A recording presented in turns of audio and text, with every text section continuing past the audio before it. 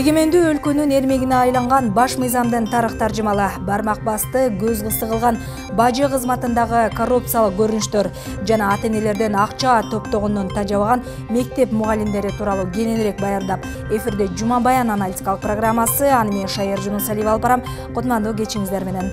Алгач бүгүнкү чыгарылыштан кыскача. Баарына эле тегиз жага бербеген эгемен өлкөнүн баш мыйзамы 25 жыл аралыгында канча ирет өзгөрдү? 30 миллион сомдук уюлдук телефон өлкөгө аткезчилик жолу менен кирип, кагазга кандайча термоз деп жазылып калды. Жаңы салып үлгүргөнчө жыл айланбай жыртык тешиги көбөйгөн кала жолдору. Анын сапатын ким карайт да, ким жооп берет? Акча чогултсаң иштен айдаласын. Билим берүү министрлиги мектепке деп жөнү жок акча чогултуу жоругун жоюуга катуу киришти.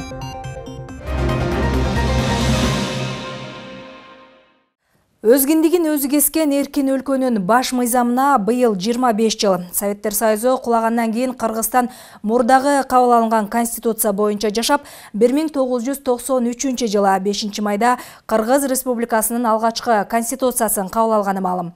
Биринчи баш мыйзам кеминде 3 жылдан ашуун жазылып, кенен чөйрөдө талкууланып, өлкөнүн башкы документинин үстүнөн 70тен ашуун киши иштеген айтылат.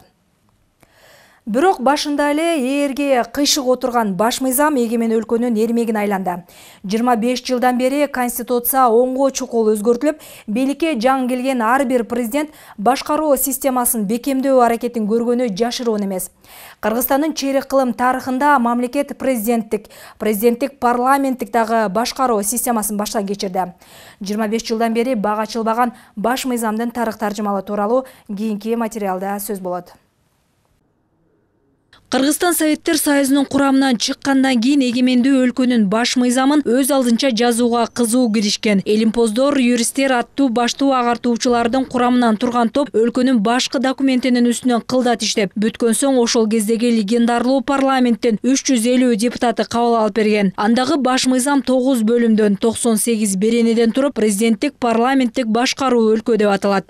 Ал конституция 3 жыл бою кайра талкууланып, жогорку кеңеште ийленип, камырдай жуурулуп отуруп кабыл алынган болчу.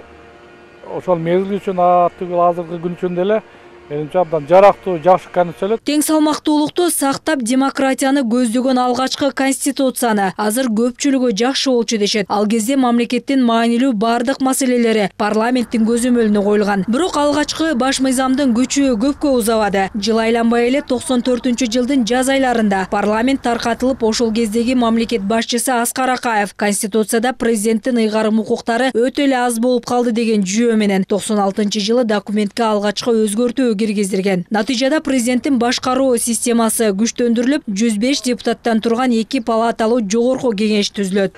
Аскар Акаев ошол мезгилде ичинен кыңгыранып калган, себеби президенттин бийлик укуктары аз болуп калды, бу Англиянын королевасы сыяктуу болуп калды деп, ошон айынан жыл айланбай эле 94-жылы референдум өткөрүп, конституцияны өзгөртүү аракетин жасады.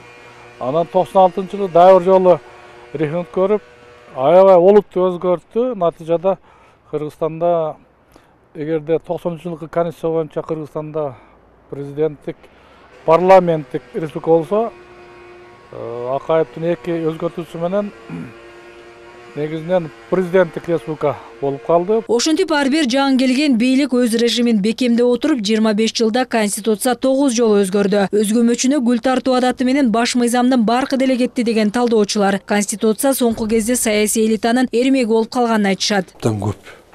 Болсо, баягы конституциялык стабилдүүлүк, туруктуулук болбой калды да. Буга эмне себеп? Мунун себеби, эң негизги себеби биздин конституция бул саясий документ болуп калган.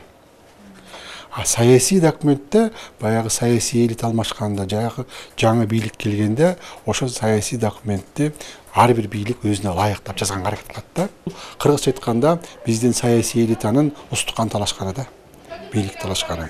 Ошон үчүн кайра ошо маселенин тегерегинен чыга албай атышат. Булар чыкпайт. Булардын оюна коюп койсоң, булар чыкпай эле ошону эле кайра эмете берет. 2010 жылкы бийлик алмашуудан кийин элдик референдум өтүп, баш мыйзам толугу менен өзгөрөт. Парламенттик башкаруу системасын актаган документ жалпысынан 9 бөлүм, 114 беренеден туруп, жогорку кеңешке 120 депутат партиялык тизме менен шайланып келгени маалым. Бирок парламенттик башкаруу деп айтылганы менен иш жүзүндө андай эмес деп сындагандар дагы жок эмес. Иш жүзүндө биз парламенттик башкарууга өткөн деле эмеспиз. Бизде парламенттик башкаруу жок деле.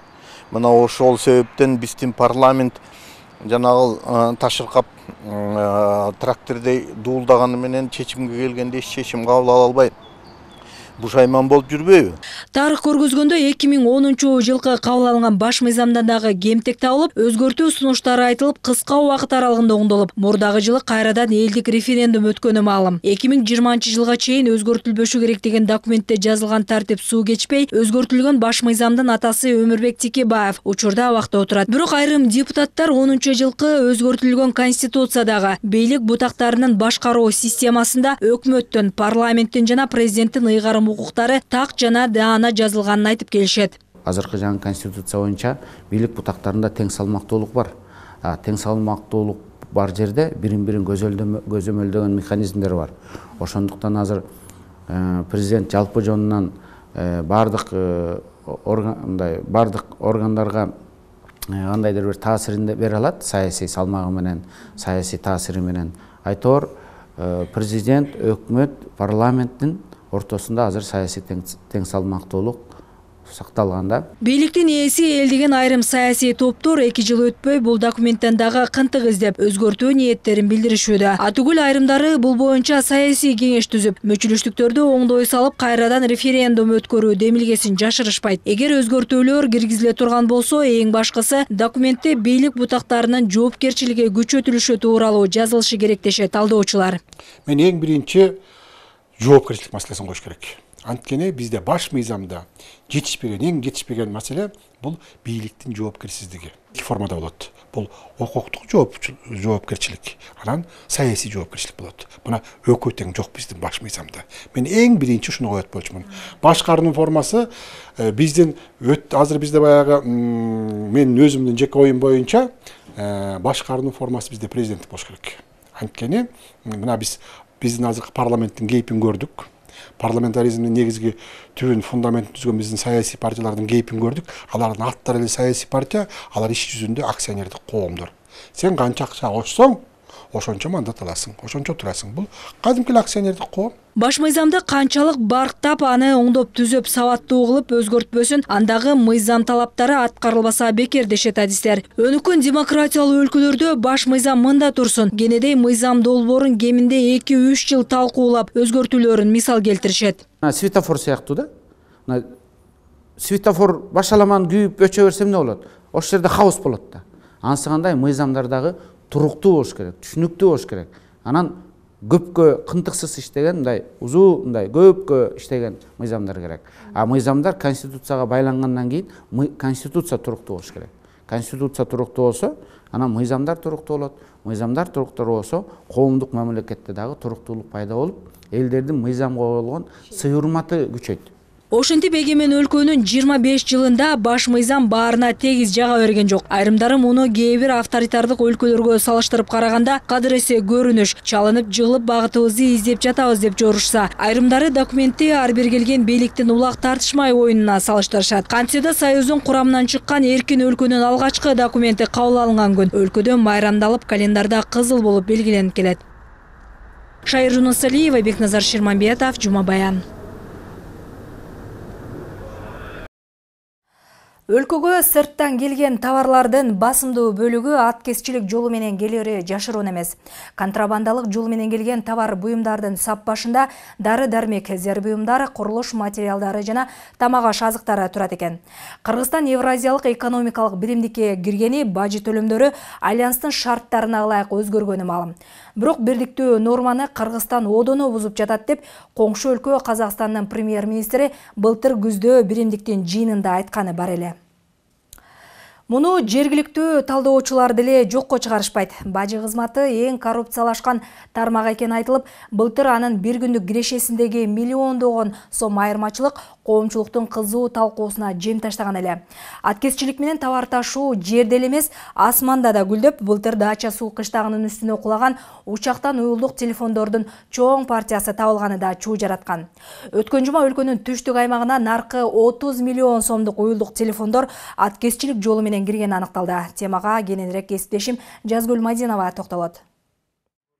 Кыргызстанда товарлардын көпчүлүк пайызы контрабандалык жол менен өтөөрү айтылып келет. Жакында эле УКМКнын коррупцияга каршы күрөшүү кызматы Жалал Абадта 30 миллион сомдук контрабандалык товарды кармаганы буга жакшы далил болот. Аталган кызмат мамлекеттик бажы кызматынын түштүк батыш бажысынын кызматкерлери кызмат абалынан кыянаттык менен пайдалануу фактысын аныктап чыккан. Тийиштүү документтери жок дүйнөлүк маркалардын продукциясы жүктөлгөн унаа 27 апрель күнү кармалган. Товардын болжолдуу баасы 30 миллион сомду түзөт. Кыргызстанга Кытайдан келген товарлар документте термосто белгиленген. Текшерүүдө ал 11200 чөнтөк телефон жана кийим-кечи экени аныкталганын мамлекеттик бажы кызматынын өкүлдөрү билдиришти. Ал эми унааны кароо учурунда күнүмдүк керектелүүчү товарлар менен биргеликте тиешелүү тартипте декларациядан өткөзүлбөгөн ар түркүн моделдеги мобилдик телефондор табылып алынды. Алардын баасы алдын ала эсептөөлөр боюнча болжол менен 30 миллион сомго жакын турат. Чогулган материалдардын негизинде Ош областык прокуратурасы тарабынан Кыргыз Республикасынын кылмыш жаза кодексинин 304, 315 жана 204 беренелери боюнча кылмыш иши козголду. Учурда кылмыш ишинин алкагында тиешелүү тергөө иш-чаралары жүргүзүлүүдө. Кыргызстанда бажы кызматы эң коррупциялашкан тармак экени көптөн бери айтылууда. Маселен, өткөн жылы октябрдагы кыргыз-казак чек арасындагы кризис учурунда Евразия өкмөт аралык кеңешинин Еревандагы жыйынында Казакстандын премьер-министри Бакытжан Сагентаев Кыргызстан менен Кытайдын соода жүргүзүү статистикасы кескин айырмаланарын, кыргыз тарап бажы көрсөткүчтөрүн азайтып жатканын билдирип чыккан. Жыйында аткезчилик товарлардын айынан Евразия экономикалык биримдиги $1 миллиард экономикалык зыян тартып жатканы айтылган дейт талдоочулар. Мурунку жылдары ошо 34 чоң ири машина келип, ошо коддорун өзгөртүп, трактор катары ошону киришкен. А трактор катары киргенде аерде мындай таможенный төлөмдөр төлөнбөйт. Аерде да чоң 20-30 миллион сомдук зыян келтирген. Ошо ар бир тиги таможенный өтөп турган жайларда биз видеокамера коюш керекпиз. Онлайн режимде. Ошо онлайн режимде тиги баягы таможенный кызматкерлер эмес, жалпы элдер ошону көзөмө салыш керек.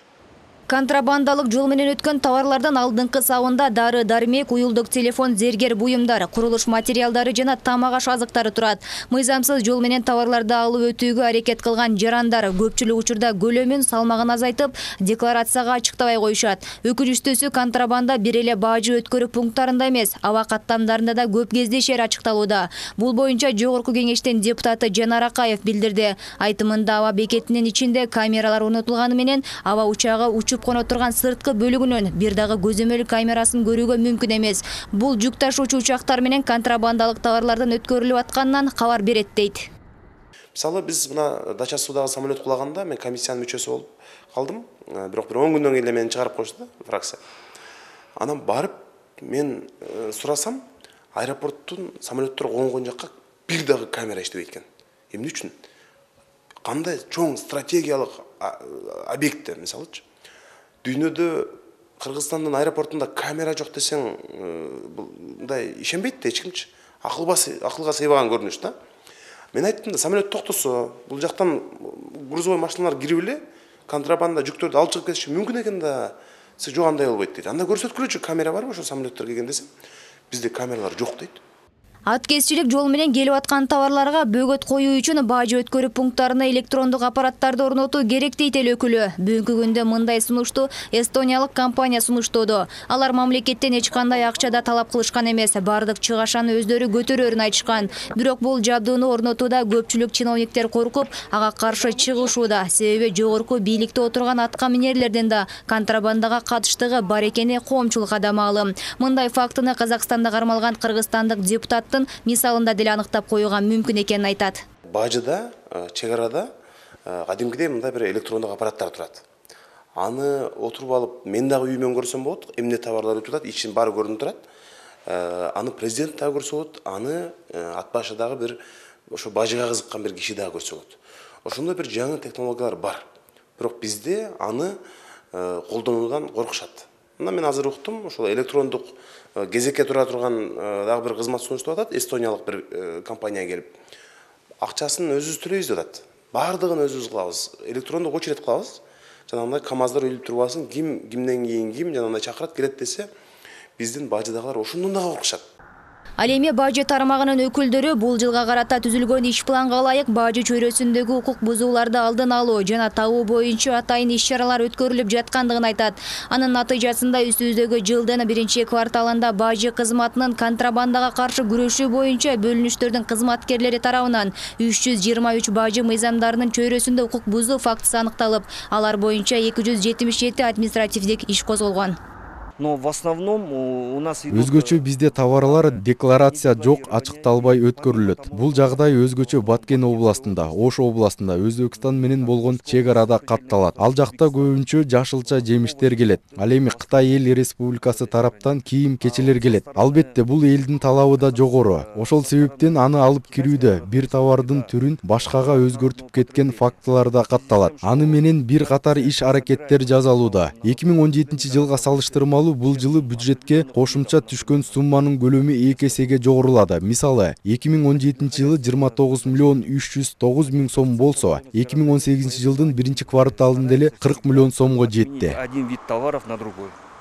Ал эми көз карандысы серепчилер дал ушул аткезчилик жол менен келип аткан товарлардан эле мамлекеттин бюджетин толтурууга мүмкүнчүлүк бар экенин айтышат. Жазгүл Маденова, Исламбек Майрамбеков, Жума Баян. Жолдор жаңы салынып же оңдоп түзөөдөн өттү деп пайдаланууга берилгени менен анын басымдуу бөлүгүнүн сапатына кала тургундарынын көңүлү жылыбайт. Жыл айланбай жыртык тешиги чыгып 2-3 жыл өтпөй жанагы жол кайрадан үлкөн каражатты талап кылып оңдоп түзөөгө берилгени ачуу чындык. Ар бир бүткөн жолду кабыл алууда тийиштүү адистер кылдат текшерсе дегени менен коомчулуктун пикири ар дайым эле эске алына бербейт. Натыйжада жол оңдолот деп кышы жайы көчөлөр болуп, кала тургундарына ыңгайсыздык жараткан аз келгенсип, бүткөн жолдо алешендиктер орун алып жатканы тынчсыздандырат. Борбор каладагы курулуп жаткан жолдун сапаты, ага керектелген асфальт, шагыл, кум кайдан алынат жана аны кимдер көзөмөлдөйт? Кененирээк кийинки сюжетте сөз болот. Асфальт даярдоочу 2 заводко мына бул ири унаалар сезон башталганда тынымсыз шагыл ташып берет. Бишкек асфальт сервис ишканасында курулган бул 2 заводдун бирине 20 жыл болсо, экинчиси 40 жылдан бери иштөөдө. Сезон келгенде саатына 100-120 тонна, экинчиси 80 тонна асфальт чыгарат. Адистер каладагы жолдорго ушул заводдордон чыккан асфальттан жол куруп, оңдоп түзөө иштерин жүргүзүп келишерин айтышат. Бул песок отсев фракциясы от 0-0дөн 10га чейин. Составында мельчайший частица бар. Чтоб асфальтка эме бериш үчүн, пластичность бериш үчүн мынакей. Буну биз Первомайдын карьеринен алабыз. Бүт бары лабораториядан өтөт, сертификаты бар, ансыз биз пайдаланбайбыз. Мына шебен фракциясы 5-тен 15 мм чейин Первомайдын карьеринен алабыз. Сертификаты бар, баары тең даяр, лабораториядан азден өтөт. Бул заводко алынып келинген шагыл таштар 2 түргө бөлүнүп, бири жол курууда 1-чи катмарга пайдаланылса, кийинкиси 2-чи катмарына төшөлөт. 2 слой менен салынат, бардык жерде 4 см, 4 см. Биринчи слойго крупно зернистый асфальт деп коет, ага шебен, крупно зернистый шебен кошулат. И шебен көбүрөөк кошулат эме караганда, песок отсепке караганда. А мелкозернистый 3-чүнкү слойго салынат. Сапаттуу жолдун курулушу сапаттуу асфальттын жасалуусунан башталат деген адистер кум, шагыл, битум өңдүү ар бир кошулманын көлөмүн, жасалуу ыкмасын так сактоо зарыл. Бул короого ташылып келинген 2 түрдүү шагыл таштарга башка кошулмаларды аралаштыруу менен асфальт даярдашат. Эң башкысы даяр болгон продукция тийиштүү сапатка жооп берүүсү керек. Эң негизгиси битум. Битум биз только Россиядан алабыз. Сразу госстройдон анализ кылдырып туруп, анан жасайбыз. Битум, песок отсев от 0 до 10 фракция. Щебень от 5 до 15 фракция. Анан мин-порошок кошулат. Обязательно. Бул пластичность берет. И этот мин-порошок кошулат, анан ошондон жасайбыз. Мезгилинде күн сайын тонналаган асфальт даярдаган ишканада гүйлдөп 2 завод тынымсыз иштээрин айткан адистер быйылкы жылы калаада ишканага бөлүнгөн жолдорду оңдоп түзөп, жаңы курула турган тилкелерге жол куруу менен алектенет. Өткөн жылдан бери ири долбоо орун алганда бир канча жолдорду жаңылашыптыр. Бизде предварительный 42 көчө болчу. Но азыр пока 4 көчөгө только тизме бекитилген, титулдук. Бул Күрөңкеев көчөсү, Тоголок Молдодон Махатма Гандиге чейин. Волково көчөсү Месароштон Кустанайск көчөгө чейин. Тыныстанов көчөсү Бирлек Согу, Горкийден Скрябинге чейин. Анан өзүңүздөр билесиздер, Мадина торговый комплекстин чтоб Алматинск көчөсүндө тоскоол болбосун капталынан жол жасап атабыз. Основной 4 көчө. Анан былтыркыдан калган көчөлөр бар. Аларды быйыл бүтүрөбүз. Албетте, жол куруу иши аба ырайынан көз каранды. Күндүн жылуу, кургак болуп туруусу курулуштун ыкчам, сапаттуу бүткөрүлүүсүнө мүмкүнчүлүк түзөт. Адистер ошол мезгилде ири өлчөмдөгү көчөлөргө асфальт төшүп, башталган ишти ылдамыраак бүткөрүүгө шашышат. Заводдон 160 градус жылуулукта ири унаага жүктөлгөн асфальт муздай электе жолго төшөлүүсү кажет. Где-то 160 градустан чыгарабыз бул жерден. Объектиге жетип, где-то 130-140 градуста болот да, ошондо салып баштайбыз. Анан бир аз суугандан анан каток сразу сыгында тепсебейбиз, бир аз суугандан каток тепсебиз. 100 градус дегенде каток менен бастырабыз. Антке менен жыл сайын курулган жол жыл айланбай бузулуп, асфальттар талкаланып жатканы буга чейин парламентте да сынга кабылып, айрым көчөлөргө асфальт төшөө менен жашоочулардын дарбазаларына ыңгайсыздык жаратканы бир канча ирет айтылды. Талапка ылайык жаңы курулган жолдорго мурун 1 жылга чейин кепилдик берилсе, өткөн жылдан бери кепилдик мөөнөтү 3 жылга чейин деп өзгөртүлгөн. Эгер мөөнөтүнө чейин талкаланып, жаракка кетип калчу болсо, курулуш жоопкерчилигин алган компания талапка ылайык өз каражатына курары каралган. Тилекке каршы Бишкек шаарындагы Тоголок Молдо көчөсүнөн төмөнкү Аларчаны көздөй бараткан Киргизия көчөсүнүн абалы 2 жылга туруштук бербей, айдоочулардын нааразылыгын жаратты. 1,5 айдын ичинде бүттү мына. Бирок сапат аябай начар, негизи элечи. Жолдор начар мына. Бир эптеп бир 5 слой, мындай 5 сантиметр слой берип коюшат. Мына тешилип калган азыр. Бир 3-4 айга чыдабай эле ушуну тешилип калып атат. Негизи жолдун сапаты. Мындайда адистер ар бир курулган жолдун сапатын көзөмөлдөө үчүн атайын комиссия иш алып барып, лабораториядан өткөрүлөрүн түшүндүрөт. Жол тийиштүү талапка жооп бербесе кабыл алынбайт дешет Бишкек асфальт сервис ишканасынын өкүлдөрү. Государственный мөөнөт өткөрүш үчүн обязательно ИДЛден келип калыңдыгын алат. Калыңдыгын текшерет, плоттосун текшерет. Эгерде жука болуп калса, анда кол койбойт дагы ишибизди тийишер жерге берип коет. Аппаратурасы ар бир машина келгенде мол асфальт укладчик деп коет. Ошолго түшүп жатканда өлчөйбүз. 130 градустан жогору болуш керек. Кебиркилер азыркы эле өлчөдүм 155 градус келди. Кебиркилер 160 градус, 260 градуска чейин жеткен күндөр болду. Андан кийин асфальт укладчиктен чыккандан кийинки каток менен басып жаткандагысын текшерсек, ал жерде уже 120 градустан жогору болуш керек. Жолду стандартка ылайык курууда Сингапур, Гонконг, Нидерландия, Япония, Франция, Швейцария жана Австрия өлкөлөрү алдыга озуп, сапатка кылдат көңүл бурары маалым. Ал эми Кыргызстанда өнүккөн өлкөлөрдүн тажрыйбасын колдонуп, курууда, кабыл алууда тыкыр көзөмөлдөө өтсө, курулуштар жара кетпей, желбей чейрек кылымдан ашык өмүр сүрмөк дешет талдоочулар. Шекер Сатыбалдиева, Калыбек Абдумамутов, Жума Баян.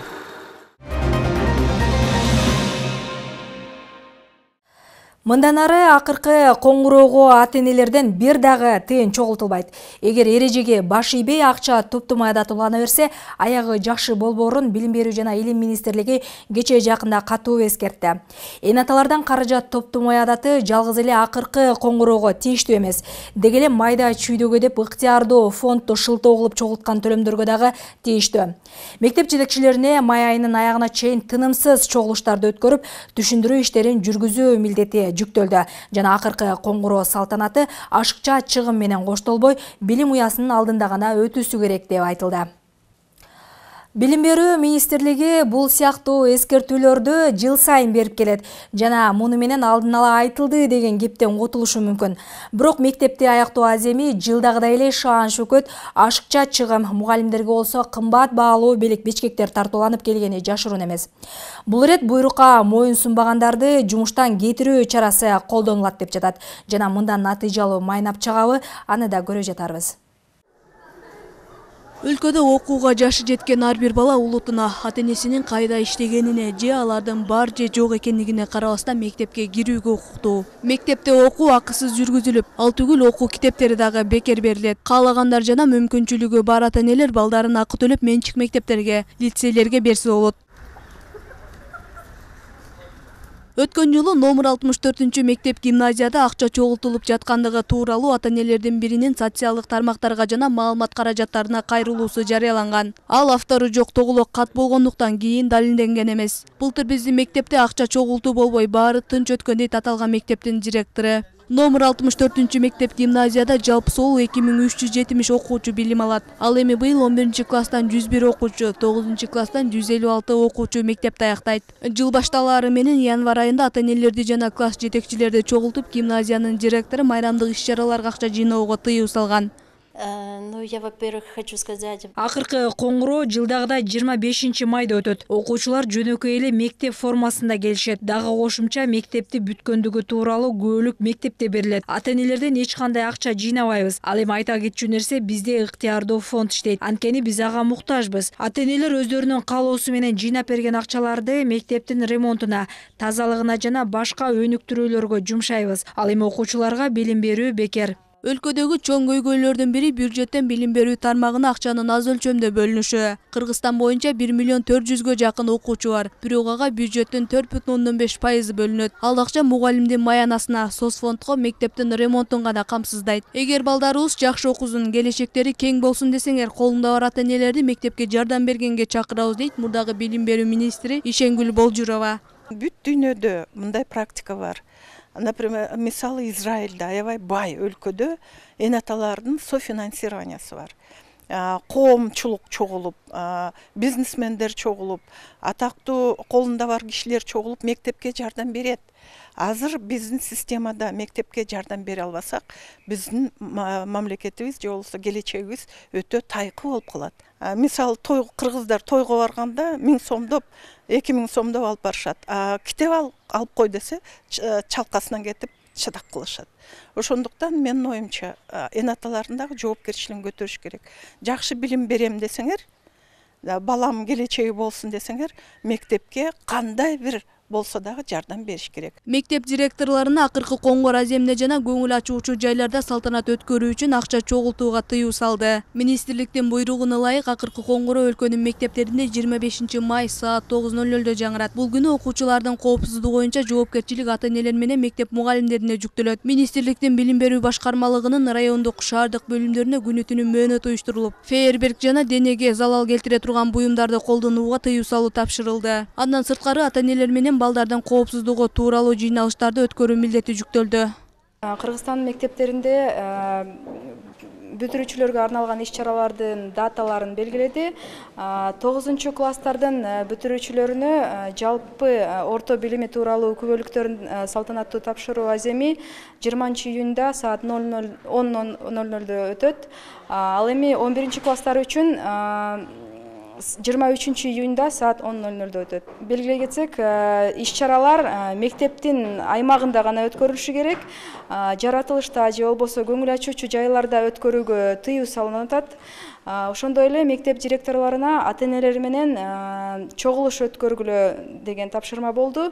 Ар кандай майрамдарды уюштургандан мурда мугалимдер ата-энелер комитети менен чогулуш өткөрөт. Колунда бар ата-энелер быйыл мындай кылалы, өткөн жылы тигиндей болгон деп чыгаары көпчүлүккө маалым. Ал эми колунда жок ата-энелер аргасыз макул болушат. Акыркы 10-15 жылдан бери акыркы коңгуроодо ысырапкорчулук аябагандай көбөйүп кетти, дейт Бишкек шаарынын тургуну Нургүл Камбаралиева. 25 май жана майрамда ушундайларда албетте биринчиден эле мугалимдерди күнөөгө туура келбейт. Мен оюм, бул мугалимдер ошол майрамды уюштурардын астында бул ата-энелер комитети бар да. Ар бир класстын өзүнүн ата-энелер жетекчилери бар. Ошол мезгилде аларды чогултуп алып туруп кеңеш жасайт. Анан ошол кеңеш жасаганда көпчүлүгү баягы ата-энелерден эле зависит этет. Анан мен ойлойм, колунда бар ата-энелер бар, колунда жогу бар. Анан ошо баягы байга ким тең келем дегендей макалдай болуп, ата-энелерди баарларга тең келебиз деп, колунда жоктор дагы аргасыз ошол акчаны топтоого туура келип жатат да. Азыркылар ресторанда, эң кымбат машиналарда ушуга канча деген каражат кетип атат да. Ушуга окшогон нерсени токтотсок, бул ата-энелерден эле зависит этет болсо керек. Борбор калаада жалпысы болуп 94 мектеп бар. Бишкек шаардык билим берүү башкармалыгынын адистеринин айтымында мектепте мугалимдерге белектерди берүүгө, акча чогултууга жана бүтүрүү кечелерин мектептен тышкары өткөрүүгө тыюу салынган.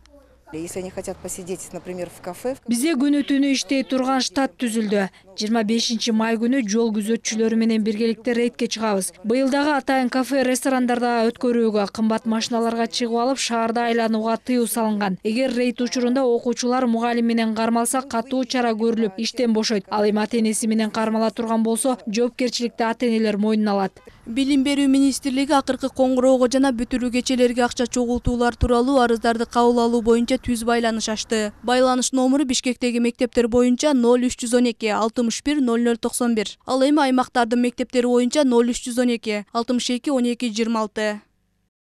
Айсара Тыналы кызы, Бекназар Шерманбетов, Жума Баян. Сиздер жарым саат бою мен жана кесиптештерим тарабынан даярдалган Жума Баяндын кезектеги чыгарылышына күбө болдуңуздар. Кечиңиздер көңүлдүү улансын, аман туруңуздар.